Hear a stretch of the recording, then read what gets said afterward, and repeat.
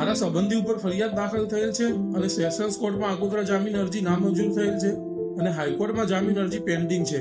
શું પોલીસ ધરપકડ કરી શકશે? તો ગમે ત્યારે ધરપકડ થઈ શકે છે મિત્રો.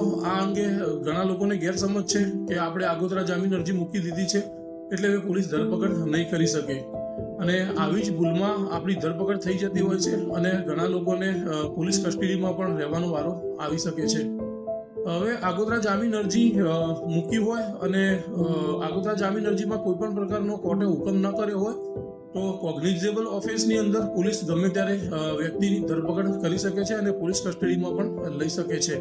તો આનાથી બચવા માટે કરવાનું શું છે કે આગોતરા જામીન અરજી મૂકીએ ત્યારે ઇન્ટરીમ રિલીફની પણ એક અરજી મૂકવી પડે છે, એટલે કે વચગાળાની રાહતની અરજી પણ મૂકવી પડે છે. આ અરજી શું છે કે જ્યાર સુધી જામીન અરજી ચાલે, સુનાવણી થાય અને જ્યાર સુધી આ જામીન અરજીનો ચુકાદો ના આવે ત્યાર સુધી પોલીસ તેની ધરપકડ ન કરે તેના માટેનું કોર્ટ એક વચગાળાની રાહત આપતી હોય છે. હવે જો આવી રાહત જો કોર્ટ ના આપતી હોય તો પોલીસ ગમે ત્યારે ધરપકડ કરી શકે છે અને આરોપીને પોલીસ કસ્ટડીમાં લઈ પણ શકે છે. આવા જ લીગલ અપડેટ્સ અને અવેરનેસના વિડીયો જોવા માટે ચેનલને